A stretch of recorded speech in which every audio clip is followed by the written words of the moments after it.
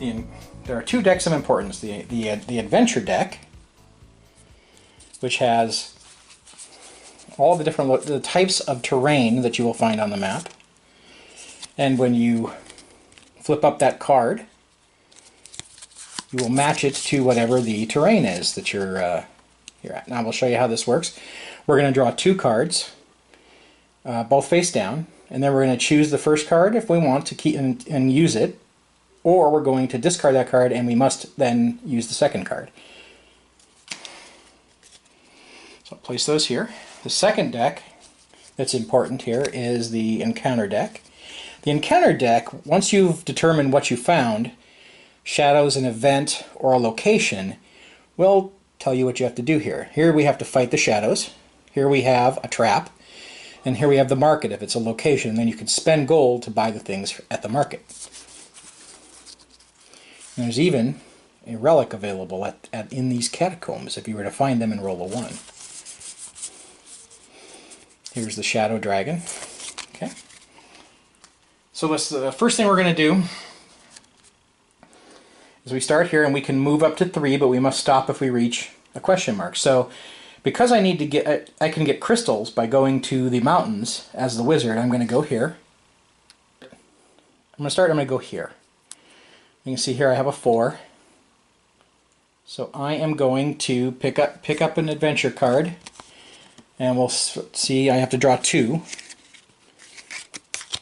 And I will look here. I'm on a mountain, so there's shadows. I don't want to fight shadows, so what I'm going to do is I'm going to discard that card and take the second card. I didn't know what it was, but I was hoping it wasn't shadows. So now I have an event on a mountain. So I will take my encounter card and flip it up. We'll look at the event, and I am cursed. It says you're cursed, place a curse token on your hero card. While cursed, you suffer -2 to your attacks. Alright, so that's what I found there. I will take the curse token right here, and I'll place it on my hero. Now you can find a temple to get rid of the curse token, but I currently have -2 to attacks. And we will go here. This goes back into the pool. It would be mixed up. You can use a little box or whatever, however you want to do it. And we will now move to our next location. I'll go here. It's a 1. First card I pick is shadows. I'm going to fight the shadows. The second card that I drew, that I'm not going to look at, I'm just going to burn, and that's going to go away. That keeps a good randomness to the deck.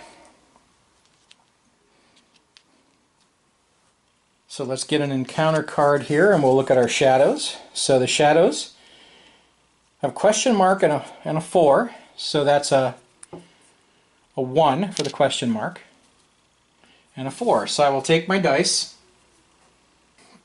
and I'll place the first dice as a 4. These are just sample dice. They're smaller than the regular dice, and I get a 1 for this one. So there we go, 4 and a 1. I get to roll a red dice. But as the wizard, I can use some crystals and cast some of these spells. So I have the Fire Blast, which says add a red die to the first round of combat. And I can spend additional crystals to add a red die to my attack for that round. So I get 1 red die, and I can get a second if I decide to use a crystal. I can use a power, or I can use 3 crystals to cast my spell. So I'm going to use my power to cast that spell, and I'm going to use another crystal so I can add 2. So I don't have 3 red dice right offhand, but I'm going to roll this 3 times and we'll add up the red dice. So it's a 2, 6, and a 6. So wow, I did 14, and I only needed to roll a 5. So that will, as long as I beat that, I kill the shadows, and you gain gold equal to the number of shadows on the token. So I get 1 gold only, but still, you know, as I adventure, I will find more gold. And that's how that works. If I had failed, the shadows would deal 2 damage to me. So I will work my way around the board until I've found and retrieved all 3 of the relics. And once I have found all 3 and placed them here at their locations, I can then, let's say I cleared out a bunch of the board, I could then enter the Spire and start fighting the Shadow Spire. So the Spire actually starts at 10. It was my bad on setup. And the Shadow Spire rolls a black dice. It has a 6 to start, rolls a black dice, and then I roll along with my dice. So every turn it's going to have a different attack value I have to beat. So 3 is not going to beat a 9, but I would definitely use my abilities to try to add more red dice or bonuses to the attack.